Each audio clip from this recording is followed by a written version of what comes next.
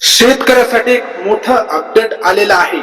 50,000 रुपये अनुदान, जे कर्जमाफी विषयी जे शेतकरी रेग्युलर कर्ज भरतात त्यांना अनुदान 50,000 रुपये रक्कम अनुदान त्यांना कशा पद्धतीने देणार आहे, नेमकी कोणती शेतकरी पात्र आहेत, चला तर जाणून घेऊया आपण. चला सविस्तर माहिती आपल्याला बघायची आहे. अनुदान 50,000 रुपये अनुदान फक्त हेच शेतकरी पात्र होणार आहेत. नेमके हे शेतकरी नेमके कोणते आहेत, चला तर सविस्तर आपण. जय श्रीराम मित्रांनो, राज्यात शेतकऱ्याच्या पुण्यश्लोकी अहिल्याबाई होळकर शेतकरी कर्जमुक्ती योजना 2026च्या माहिती सुनार आपल्याला आलेल्या या योजनेच्या अंतर्गत अंमलबजावणी प्रक्रिया सुरू आहे. बँकेमध्ये अल्प असलेल्या कागदपत्राच्या शेतकऱ्यांना बोलावणं येत आहे. ग्रीनवरती नोंदणी करण्याचे आवाहन केले जात आहे. शेतकऱ्याच्या आधार आणि किंवा मयत शेतकरी या शेतकऱ्यामध्ये वारसाचे कागदपत्र असणे कागदपत्र आवश्यक आहे.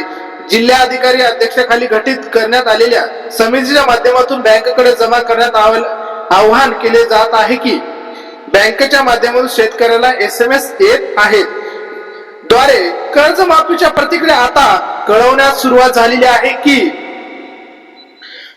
अल्पभूधारक शेतकरी जे आहेत ते कर्जमाफी योजनेमध्ये नियमित कर्ज भरणारे जे शेतकरी आहेत त्यांच्याबद्दल आता मोठा अपडेट आलेलं आहे. आता याच्यामध्ये कोणकोणते शेतकरी याच्यामध्ये पात्र आहेत, 50,000 रुपयामध्ये रक्कम भेटल्यानंतर पुन्हा एकदा कमतर होत आहे की या योजनेअंतर्गत आम्ही पात्र आहोत की नाही. मित्रांनो, या योजनेमध्ये अंतर्गत दिले जाणारे एक महत्वाची अशी बाब आहे की राबवण्यात जात आहे, म्हणजे नियमित कर्जदार शेतकऱ्यांना 50,000 रुपयाचं अनुदान मोठ्या प्रमाणामध्ये देण्याचं काम करत आहे. याबाबतच्या संदर्भात गैरसमज आहेत आणि बऱ्याच मोठ्या प्रमाणात संभ्रम देखील आहेत. या योजना अंतर्गत 50,000 रुपयाच्या रकमेमध्ये अनुदानाचे नेमके कोण पात्र होणार, हा प्रश्न देखील वारंवार शेतकऱ्याच्या मनामध्ये विचारला जाणारा आहे की बाबा आम्हालाही आम्ही नियमित कर्ज फेडतो म्हणजे आम्हाला 50,000 रुपयाचं अनुदान आम्हालाही भेटणार आहे. सातत्याने विचारले जाणारे प्रश्न आहेत. मित्रांनो, एकंदरीत आपण जर पाहिलं तर या योजना अंतर्गत 2022 आणि 2023 ज्यांनी 1 एप्रिल 2022 नंतर कर्ज घेतलेले आहे, 2022 आणि 23 मधील कर्ज 23 आणि 24 आणि 25 या तिन्ही वर्षाच्या अंतर्गत असलेले कर्ज, या कर्जापैकी 2 वर्ष ज्या शेतकऱ्यांना आपलं कर्ज परतफेड केलेली आहे असे शेतकऱ्यांना यासाठी पात्र असणार आहेत. मग बरेच जण म्हणतात की आम्ही आता 2025 आणि 26 चे कर्ज घेतलेले होतं, हे अद्यापही कर्ज भरलेलं नाही. असं जर अल्पभूत पद्धतीने कर्ज घेतलेलं असेल तर, जर भरलेलं नसेल तर त्या शेतकऱ्यांना 50,000 रुपयाचे अनुदान मिळणार का, असाही शेतकऱ्याचा प्रश्न निर्माण झालेला आहे. मात्र एखाद्या शेतकऱ्यानं जर 2022 आणि 2023 मध्ये कर्ज घेतलेला असेल, 2023 आणि 24 या 2 वर्षामध्ये कर्ज घेऊनही त्याची परतफेड केलेली नसेल तर, त्यानंतर कर्ज घेतला असेल तर तो शेतकरी नियमित अनुदानात 50,000 रुपयासाठी पात्र असणार आहे.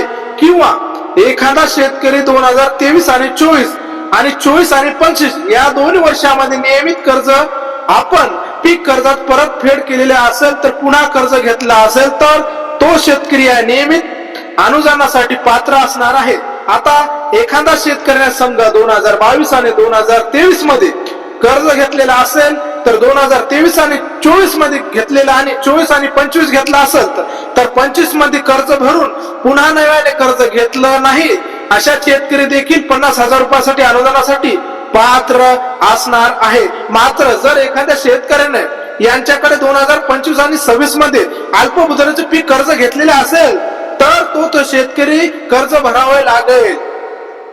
जर एखाद्या शेतकऱ्याने खरीप हंगामामध्ये 2026 आणि 2027 मध्ये जर त्या शेतकऱ्यांना पुन्हा अल्पभूत पीक कर्ज घेतलं तर सुद्धा त्या शेतकऱ्यांना अल्पविहित मुदतीमध्ये पीक कर्जाची परतफेड करावी लागेल आणि त्यानंतर त्या शेतकऱ्यांना 50,000 रुपयाचं अनुदान मिळणार आहे. तर तुम्ही जर त्याच्या अंतर्गत कर्ज फेडून कर्ज जर बंद केलेलं असेल तर तुम्हाला तो अनुदान मिळणार नाही आहे. जर तुम्हाला आता अल्पभूधारक कर्ज घेतले असेल तर ते शेतकरी फेडल्यानंतर तुम्हाला त्या अनुदान योजनेचा लाभ मिळणार आहे.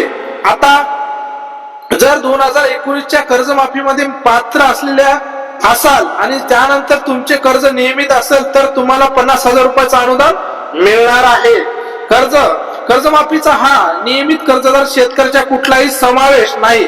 आता बरेच जण म्हणतात की 2022 पासून कर्ज यांच्या अंतर्गत आम्ही जर 2023 आणि 24 पासून कर्ज घेतलेलं असेल, 2023, 24, 25 कर्ज घेतलेलं असेल आणि ते परतफेड केले असेल तर तो शेतकरी काय म्हणत आहे. त्यानंतर जर 2025 आणि 2026 घेतलेलं असेल तर जून 2023 पर्यंत पूर्वी फेडावे लागणार आहे आणि तो फेडल्यानंतर 50,000 रुपयाचं अनुदान तुम्हाला मिळणार आहे. जर पुढचं कर्ज घेतलं तर कर्ज सुद्धा फेडावे लागेल अशा प्रकारचं GR मध्ये नमूद आहे. त्यामुळे बरेच सारे संग्रह निर्माण होत आहे. कुठल्याही 2 वर्षामध्ये परतफेड केलेली असेल तर त्यानंतर जर आता अल्पमुदत कर्ज घेतलेलं असेल तर तो कर्ज फेडल्याशिवाय पुन्हा तो अनुदान मिळणार नाही. अशा प्रकारची एक यामध्ये अट आहे. त्यामुळे गैरसमज निर्माण होत आहे. यांच्या संदर्भात GR आपल्याला या व्हिडिओच्या खाली आपल्याला तुम्हाला दिलेला आहे, या बॉक्स मध्ये दिलेला आहे. पाहून सुद्धा तुम्ही समजू शकाल की यामध्ये अतिरिक्त जर काही प्रश्न असेल तर प्रश्न देखील नक्की कमेंट करा. त्याचं उत्तर देखील आपण या व्हिडिओच्या माध्यमातून देऊया. तुमच्या कागदपत्र अद्यापही बँकेच्या दिलेल्या नसली तर लवकर आपल्या बँके शाखेत कागदपत्र आवश्यक भेट द्यावे. शक्यतोवर मयत कर्जदारांनी काय प्रतिक्रिया राबवली जावी याबाबत यापूर्वी माहिती घेतलेली आहे. ही माहिती जर आपल्याला नसेल तर ती माहिती सुद्धा आपल्या व्हिडिओच्या बॉक्स मध्ये तुम्हाला दिलेली आहे. असेच तुम्हाला आता ज्या शेतकऱ्याच्या मनामध्ये गैरसमज निर्माण होत आहे की आम्हालाही अनुदान आपल्याला याच्यामध्ये 50,000 रुपयापर्यंत अनुदान मिळणार आहे.